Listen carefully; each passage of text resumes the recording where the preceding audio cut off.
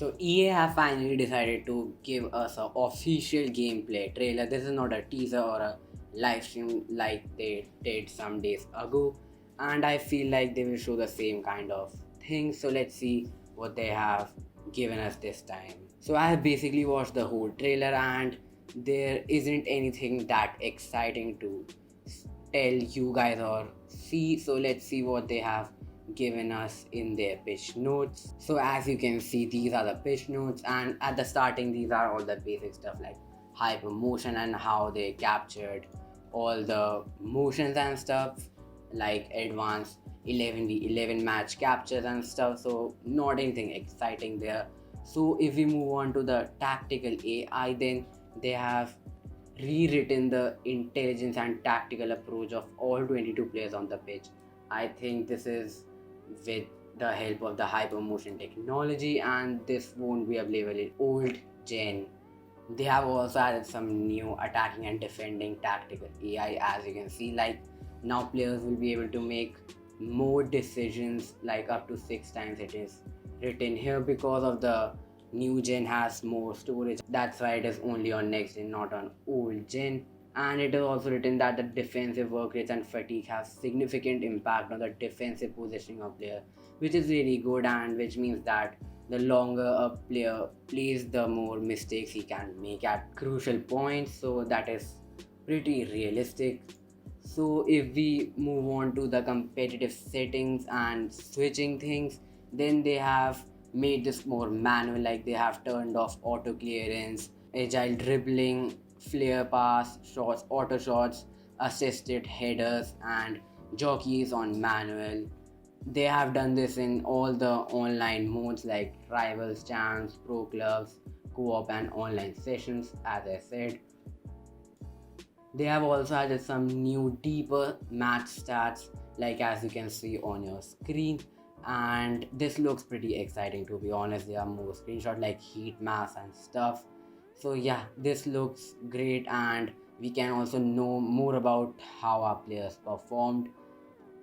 So they also added kinetic air battles, which was there in their live stream and also in the teaser that we got. So nothing much exciting here, and I don't really think this would affect the gameplay that much. But some people said that heading is very overpowered in FIFA 22.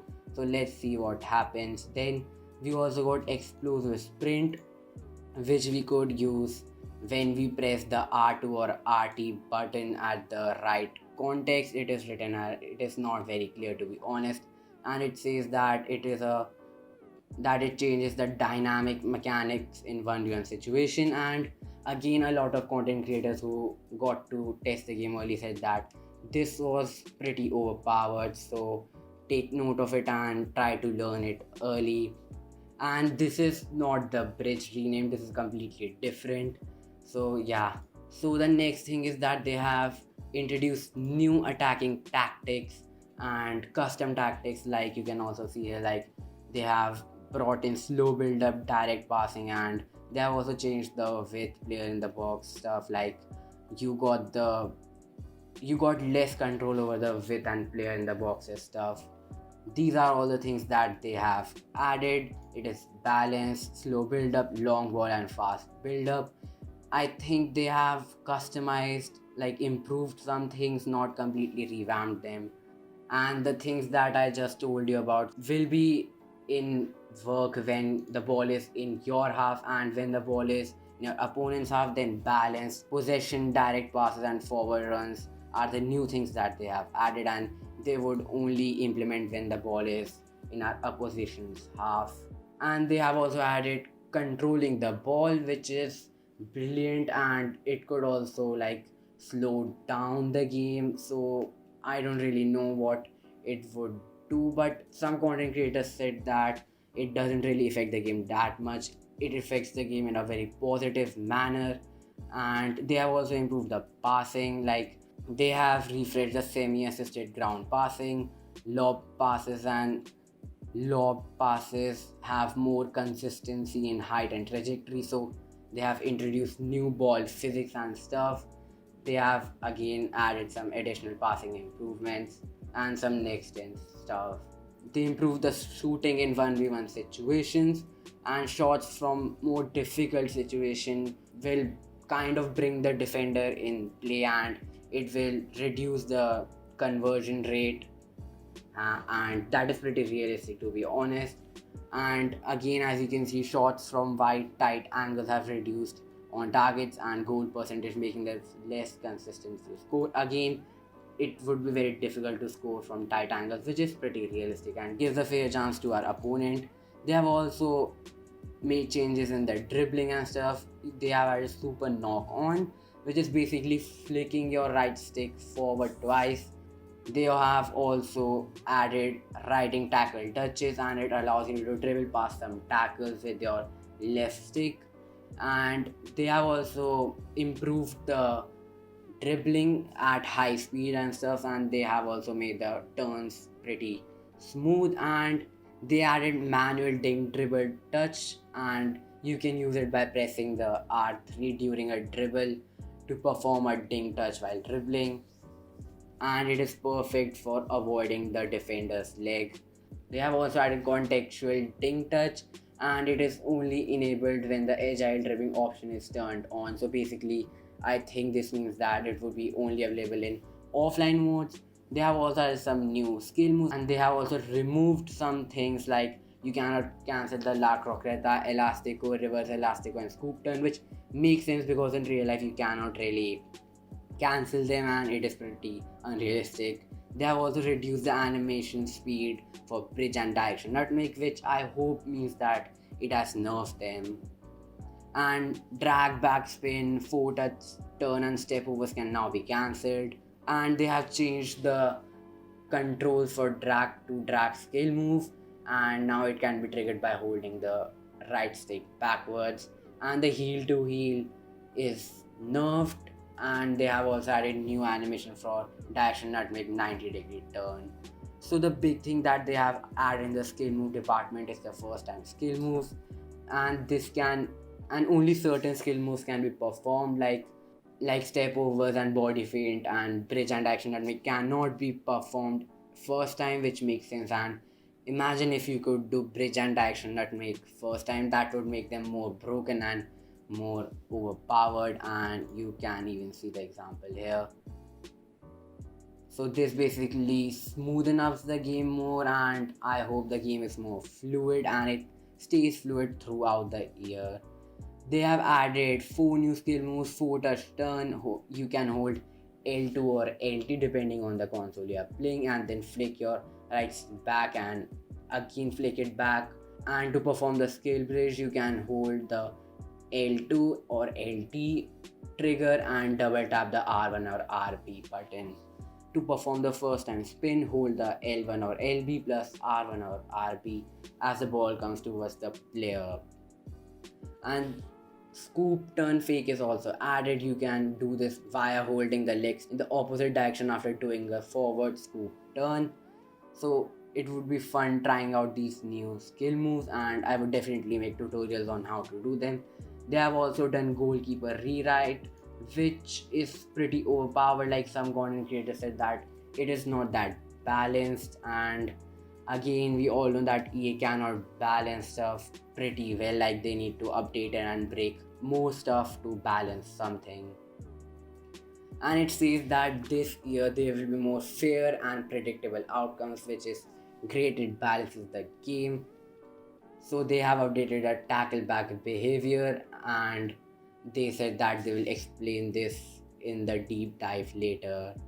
And they have also added new shoulder challenges depending on the player and how they play in real life, and this adds basically personality to every player, and we all know every player is different and they defend or attack differently. And this is a great thing that they have improved, that we can finally intercept passes which are very dangerous or does not make any sense, and we can block the passes or control the ball if it is a very bad pass from our opposition, which is really good. So they have added teammate contain, and I'm not really sure what this is. Let's see what this actually is. You can hold R1 and R2 while defending in order to have an AI controlled teammate contain the ball carrier. For FIFA 22, we are introducing teammate contain stamina. Every player has their own contain stamina that allows them to keep containing as long it is not depleted. Contain stamina drains while the R1 RB button is being held, and once the containing teammate runs out of contained stamina, they will go back to their regular instruction and enter a cooldown period for seconds where they cannot contain anymore. The contain stamina is represented by a UI element of the teammate that is currently passing. The goal for teammate contain is that someone like a world-class defensive midfielder is more effective and reliable at closing down opponents than attackers, for example, who might be forced on offensive duties. They have added 4 new options including icon switching and player rotation. Icon switching is a new form of switching that provides player with a surefire way to select their desired player. To activate icon switching, press R3 while defending and you will see UI element above 4 of your players, each with a specific direction like the image below. So I think this basically means that it will give you 4 players which you can choose depending on the situation, which is, and I don't know how EA will imply this in game, and that will basically tell us how FIFA 22 would turn out. And after pressing R3, you can flick the right stick in 8 action to choose any player. As I said, you can choose any player which has this icon type of thing above his head. They have added more switching options like player rotation. A new option for right stick switching allows you to move the next player's switch indicator, essentially allow you to pre-switch to a player before confirming. So they have added a thing which would give you a chance to see what player the game has chosen for you. Like if in this image you flick your stick in the right direction, so you would know that this player is selected and do you want to switch to this player or not. I think that's what EA are trying to say. They have also added auto switching, which basically everyone turns it off because it is pretty broken. They have added direction clearance and technical clearance. As the name suggests, this is a new option for clearance, with ball trajectory now following the left stick input as much as they can while trying to perform the earliest contact with the ball. These clearances have assistance in some specific classes and aiming at your own goal at other players or when in a very urgent situation. So you can turn this thing off and on. I think you can choose between direction and technical clearance. So yeah, these both are different. Like you can also see direction clearance and technical clearance are different. R1 RV plus XB, a new mechanic that always tries to kick the ball forward and as far as possible for the area. The kick direction is always to the up the field, no target with some aim input taken into consideration. So basically I think you can use technical clearance when you are in a very tough situation and you just want to clear the ball and move it upfield. And they have, again as I said, they have changed the width and depth thing like the slider, and now you can go from 1 to 100 and this gives us more control. And the free roam instruction is modified, and EA have said that it allows deep lying playmaker role, coming closer to support the ball handler and also drop deeper to receive a pass during possession or build up. So basically if you are in a very tight situation and you need to get out of it, then your CDM will come and support it and get into open spaces. And setup instruction is a new thing that they have added, and it would be available for center backs and full backs. And now your center backs and full backs can step out of position and intercept the opposition. Yeah, that's basically it. And overlapping instruction has also been modified, and it would be only available for 3 or 5 defender formations, and it allows the center back to overlap wide when in the correct position and provide attack to the teammates. So this could be used as a counter-attacking thing. This is like a dynamic celebration which all the FUT players hated at the end. It was like a 15-minute celebration. So again, they have added it, and now they have renamed it as bigger goal moments. And if you are really interested in it, then you can basically see this clip. And basically Pulisic scores here, and the substitutes and the whole team staff comes and celebrates with him. So in FIFA 22 they have added more realistic like top speeds. If a defender is slow, then he would run slow. Like in FIFA 21, Aspilicueta can catch Mbappe, but that is not realistic because Aspilicueta obviously does not run that fast as Mbappe. They have also changed the set pieces, and this is the next gen feature basically in which they will make more actions and noticeable actions and more realistic actions.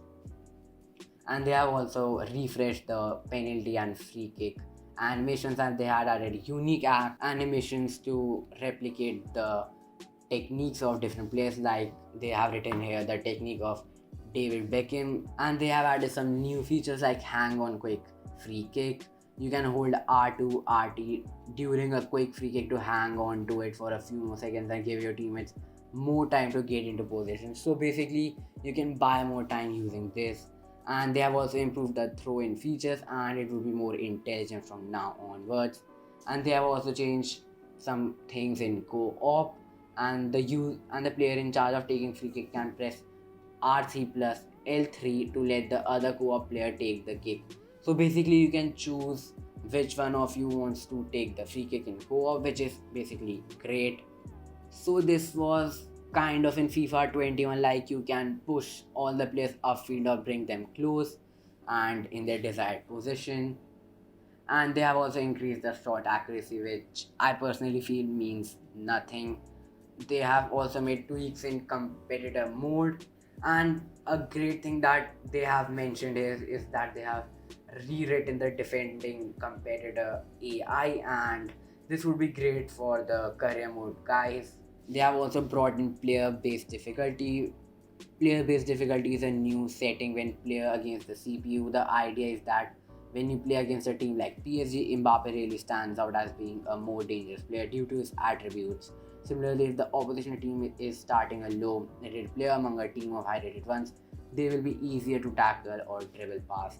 This adds more realism into the game, and they have added like air collisions and stuff, which basically means more physical plays. And they have also said that strength attributes would really impact and matter in FIFA 22, and it would depend on what a player has got in his strength and how physical he will play, which again adds a little bit more realism. So additional changes that they have made in FIFA 22 are net physics will have more visual elasticity, spring and shake, which when combined with PlayStation 5 haptic feedback and audio cues can make goal feel more impactful. So basically they have improved the haptic feedback, and it is only a next gen thing. They have improved the assisted headers in modes which they can be used like in offline modes. They have also added new celebrations like time check, short point and T for 2, which might or might not be toxic. And they said that they would continue to add more celebrations in the game. So this is a really big thing that they have added in FIFA 22. This might be the best thing that they have added. If we won't need to wait 2 months for a gameplay update, they can update it live, which is basically a live tuning tool. And this is great. If there is a bug in the game early, then they could fix it quickly. So everything here seems pretty great, to be honest, and I hope that EA implements this correctly. This is theoretically very great, and I hope this is implemented correctly. These are all the gameplay features. If I missed any, then make sure to tell me in the comments down below. Basically that is it for the video, and I will see you in the next one.